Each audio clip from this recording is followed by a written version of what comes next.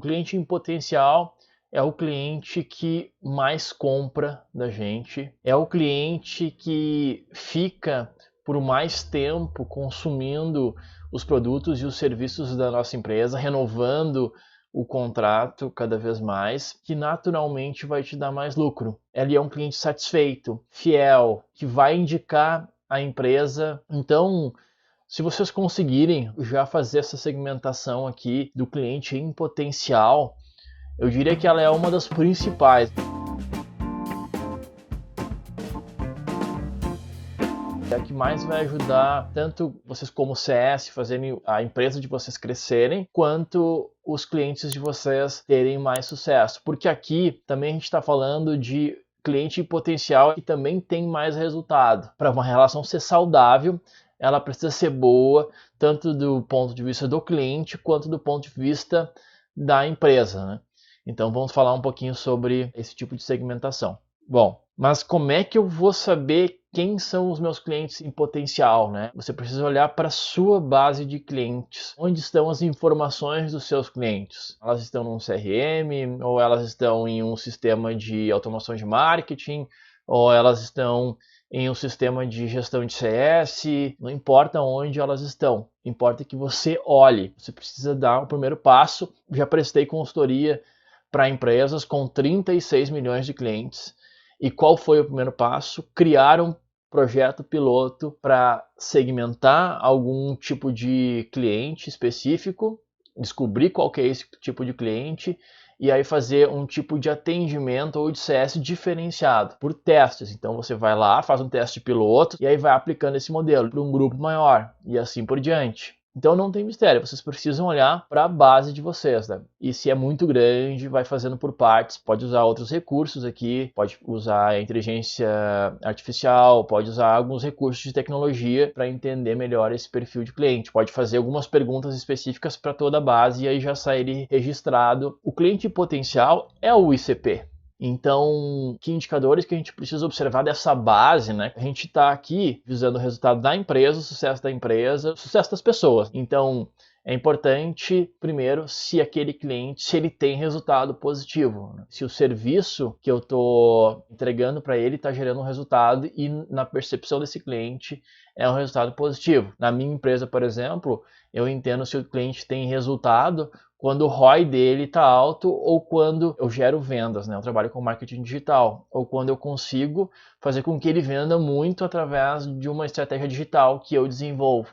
Então eu consigo mapear, esses são os meus indicadores e tenho certeza que o de vocês vai ser uma série de outros indicadores, mas você precisa entender qual é o impacto, tangibilizar esse impacto no lado do seu cliente. Esse é um ponto, do lado do cliente. E aí você vai ter que entender agora para a empresa, né? Todos os indicadores que vocês vão avaliar para entender se o cliente está tendo sucesso e está prosperando e se é um cliente bom. Então, por exemplo, custo de aquisição de clientes pode ser um indicador. No caso aqui a gente está falando de retenção, então a gente vai falar de lifetime value. O quanto o meu cliente pagou para a minha empresa ao longo do tempo que ele está consumindo os produtos e os meus serviços. E aí pode considerar também indicadores de satisfação. Indicadores de, principalmente, se o cliente comprou mais. Mas o crescimento do cliente está atrelado principalmente ao quanto que ele paga para ti, para tua empresa, ao longo do ciclo de vida dele. Se o cliente está consumindo, o LTV dele vai aumentar. E é possível que os indicadores de satisfação também aumentem. Se ele está insatisfeito, ele não vai comprar porque não existe a confiança. Então, esses aqui são alguns critérios que vocês precisam definir e que vocês vão avaliar através de alguns indicadores, né? E essa planilha ela também vai ajudar vocês a segmentarem os potenciais clientes. Tem um dado momento em que a gente separa aí os nossos clientes de acordo com uma série de critérios. E aí, tanto de venda quanto de pós-venda, então tanto de venda quanto Customer Success, tem vários critérios aqui. E aí, automaticamente, ele dá uma pontuação. Por exemplo, os verdes são os clientes bons, os clientes potenciais, vamos dizer assim, e os vermelhos são os clientes não potenciais, por exemplo. Então, só aqui já tem dois tipos de segmentação que a gente pode atribuir. Então, o que acontece aqui, ó? Total comprado, naturalmente, quem mais comprou significa que cresceu, porque gostou, então é um cliente potencial.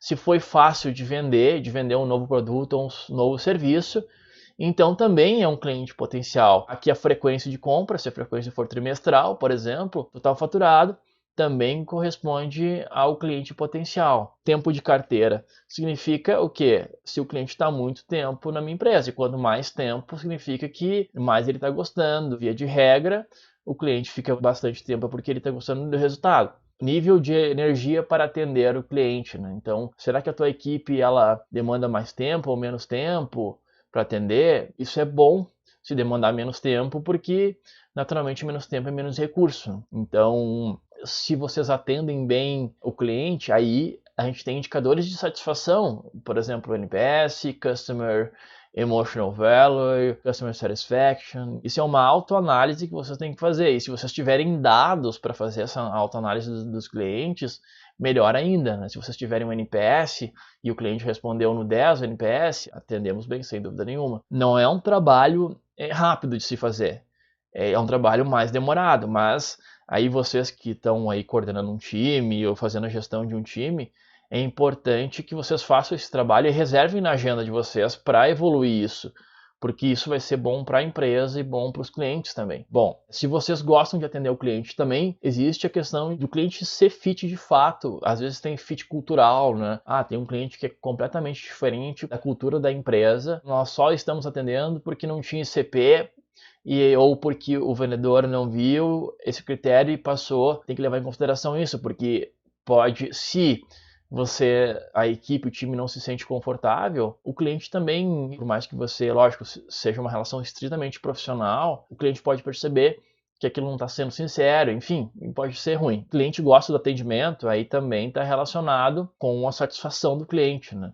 Os resultados estão sendo entregues, o cliente valoriza os resultados, né? Isso tudo está relacionado à satisfação. Então, são questões que vocês podem incorporar aí nas perguntas que vocês fazem. Por exemplo, vocês têm um NPS, vocês podem fazer algumas perguntas adicionais nesse NPS, ou podem fazer algum tipo de questionário específico para responder essas perguntas aqui, para ter essas respostas aqui, e aí para conseguir segmentar. Então também pode ser dessa forma. Se vocês ainda não têm dados, não têm muitas informações dos clientes de vocês, essas colunas aqui dão uma pergunta que vocês vão fazer para os clientes. Daí depois vocês vão gerar essa tabela e aí depois vocês vão fazer essa separação de segmentação de acordo com essas respostas.